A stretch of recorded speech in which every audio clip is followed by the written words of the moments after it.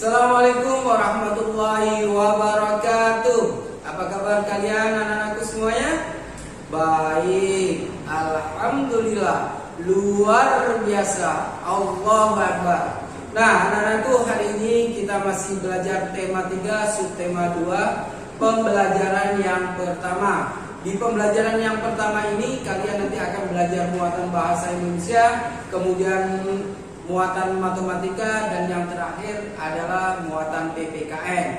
Untuk itu Pak Guru berharap kalian masih tetap semangat ya untuk mengikuti pembelajaran sehingga kalian dapat ilmu dengan sempurna atau mendapatkan informasi-informasi tentang pengetahuan dari Bapak Ibu guru kalian dengan sempurna. Baik anak-anakku, kita masuk ke pembelajaran yang pertama, muatan bahasa Indonesia, di mana pembelajaran bahasa Indonesia muatan yang pertama ini masih membahas masalah dena atau membaca dena. Nah, coba kalian perhatikan dena yang ada di layar ini. Nah, di sini ada dua bagian atau yang dena yang berhadapan. Satu ya di atas, yang kedua di bawah, dan dipisahkan oleh jalan raya. Nah, untuk membaca dena yang model seperti ini, ingat di pembelajaran yang lalu Pak Guru sudah menjelaskan. Kalau yang atas berarti posisinya kalian seperti ini. Ya, membacanya berarti yang sebelah sini adalah sebelah kanan dan yang ke sini adalah sebelah kiri. Ya. Oke? Oke. Kemudian bagaimana Pak dengan yang bawah? Ingat kemarin juga Pak Guru sudah jelaskan, kalau yang bagian bawah berarti kalian menghadapnya adalah seperti ini. Ya. Sebelah sini adalah sebelah kanan, sedangkan yang sebelah sini adalah sebelah kiri atau berlawanan, sama dengan kalian ketika berhadapan dengan satu dengan yang lain. Misalkan si A berhadapan dengan si B, kemudian ada instruksi angkat tangan kalian sebelah kanan, berarti yang sebelah sini sebelah kanan, kanannya di sebelah sini, yang berhadapan berarti berlawanan, tidak lurus ya, berlawanan. Oke ya, begitu juga dena yang muncul seperti ini.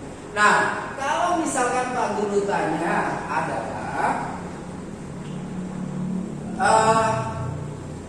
fotokopi ada di sebelah titik-titik rumah warga, berarti adanya di mana? Iya, ingat, berarti kalian lihat dulu. Nah, fotokopi ada di mana? Di warga. Ada di sebelah kanan atau sebelah kiri? Sebelah kanan. Ya, betul. Ya. Ya. Berarti fotokopi ada di sebelah kanan dari rumah warga. Nah, sekarang kalau Pak Guru tanya, di manakah letak toko? Berarti jawabnya kamu dari sini. Toko berada di sebelah kiri rumah warga. Ya. Ini sebelah kiri dan sebelah kanan. Kalau yang sebelah yang bagian atas adalah di manakah sawah? Sawah. Oh, karena sawahnya ada dua ya. Berarti sawah bisa di sebelah kanan, bisa di sebelah kiri. Kalau misalkan ditanya di manakah SDN Nusantara, berarti jawabannya adalah SDN Nusantara berada di tengah-tengah sawah. Berarti kanan kirinya sawah itu, ya. Oke. Nah, sekarang kita lanjut ke sebuah teks. Nah, di sini ada sebuah teks. Sekolah Dasar Negeri Nusantara 01. SD Nusantara 01 terletak di Jalan Nusantara nomor 10.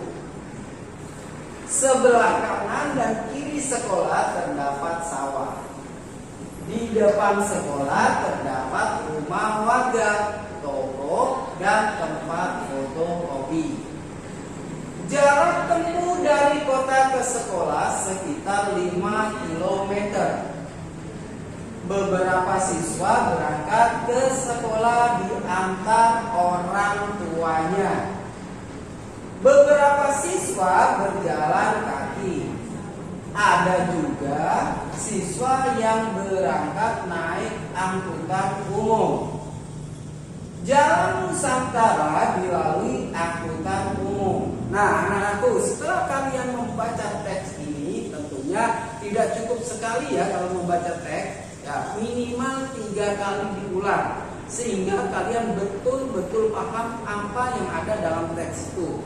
Nah, setelah kalian baca, kalian coba jawab pertanyaan-pertanyaan yang ada di halaman berikutnya. Tentunya dengan mencocokkan dena yang ada di atas tadi. Ya. Oke.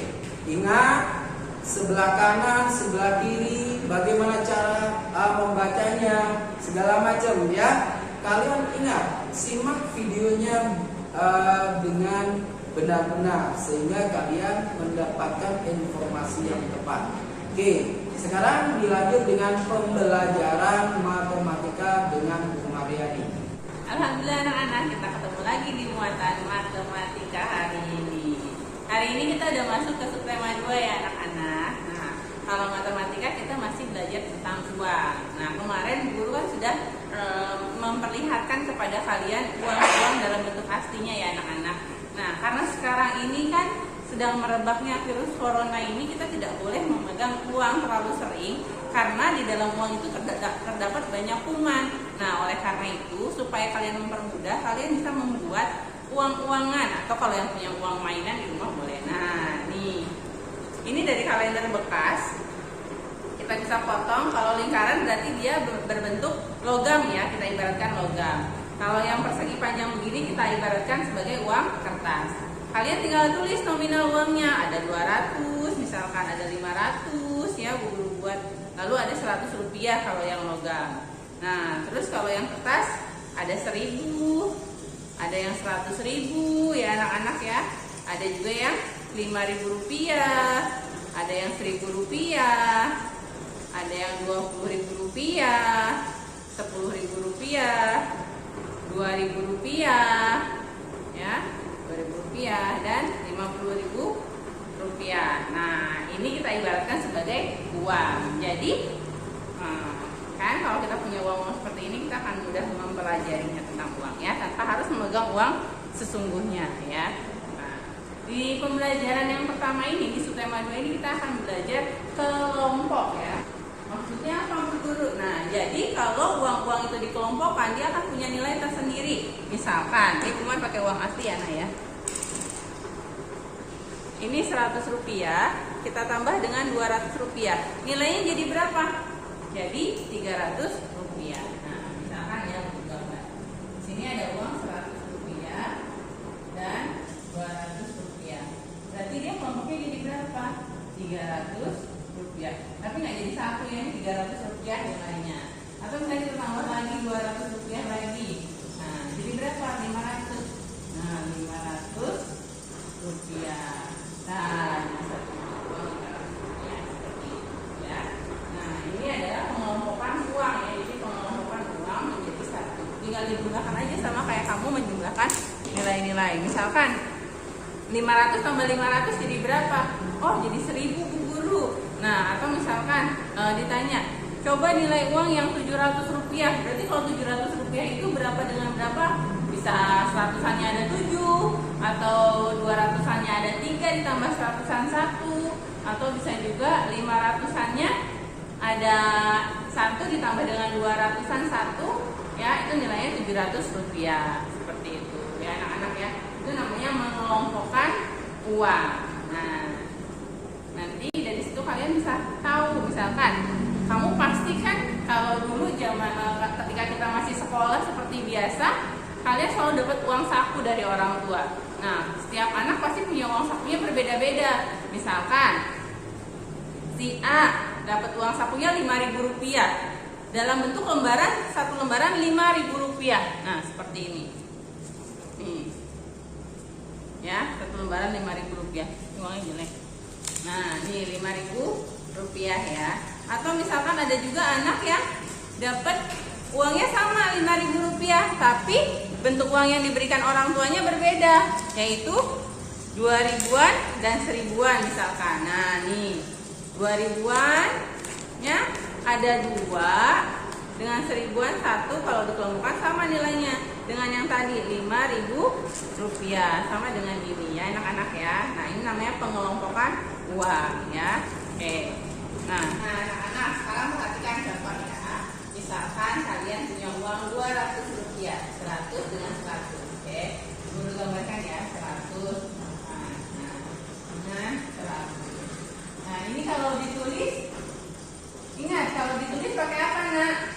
Pakai angka, jadinya Rp200. Nah, ya. Kalau dibaca, ingat kalau dibaca berarti pakai huruf 200 rupiah misalkan. Atau ada lagi misalkan tadi, nah, ini 500 dengan 200. Nah, nilainya jadi berapa? Nilai kelompok mata uangnya 500 tambah 200. Oh, kalau ditulis ya, Nak ya. Jadinya Rp700. Nah, kalau dibaca 700 rupiah. Nah, seperti ini. Ini namanya pengelompokan mata uang ya menjadi satu. Tapi nggak ada ya, Nak. Kalau misalnya 500 sama 200, oh kamu bikin uangnya 700, nggak ada ya.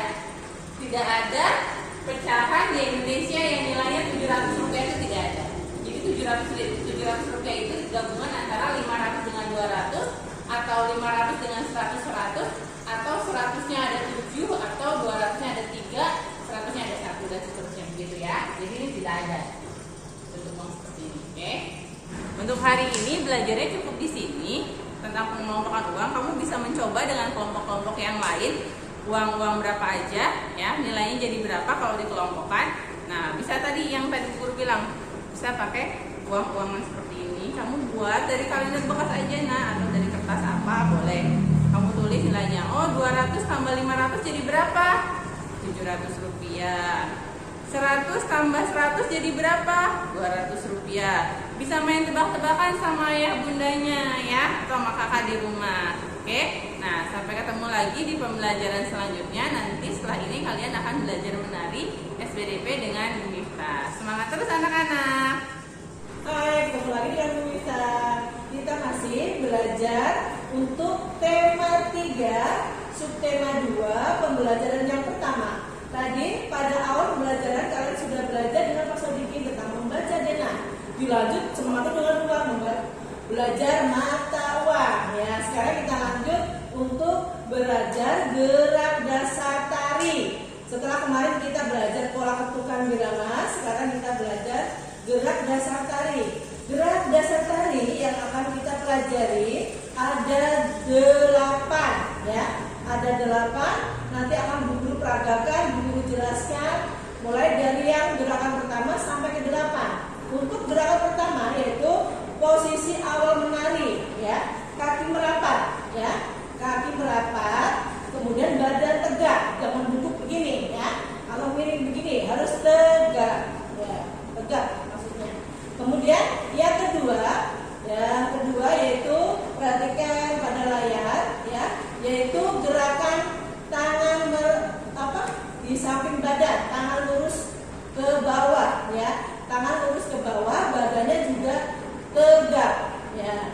Nih, hampir sama posisinya seperti gerakan yang pertama ya. Kemudian untuk gerakan yang ketiga yaitu gerak menekuk tangan ke samping kanan ya.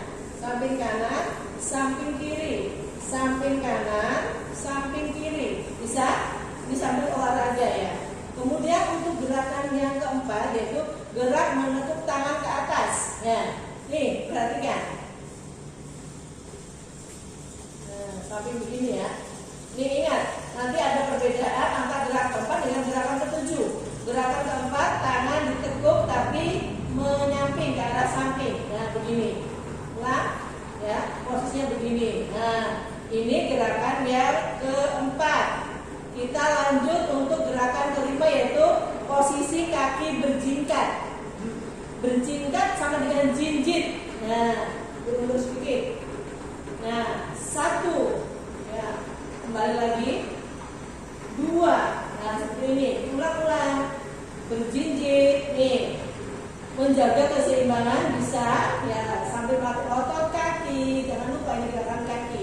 Oke, kita lanjut ke gerakan yang keenam yaitu gerakan mengangkat kaki secara bergantian. Angkat dulu kaki kanan, nah, kemudian kita angkat kaki kiri. Nah, bisa lagi diulang nanti sesuai dengan iramanya atau hitungannya kalau untuk menari. Gerakan berikutnya yaitu gerakan ketujuh, gerak menekuk tangan ke depan. Ya, tangan kita taruh depan terus tekuk. Nah, seperti ini ya. Ulang lagi. Ya, ini gerakan keberapa anak? Ke-7. Nah, silakan dapat ditirukan di rumah. Sekarang kita gerakan yang ke-8 yaitu posisi tangan lurus ke bawah, badan tegak seperti gerakan yang kedua. Ya, kembali ke posisi awal juga. Oke, terima kasih. Selamat belajar di rumah. Jangan lupa kalau di waktu tetap belajar, lihat video, simak video, ya. Belajar yang giat. Jangan lupa 3M. Memakai masker, mencuci tangan dan menjaga jarak. Assalamualaikum.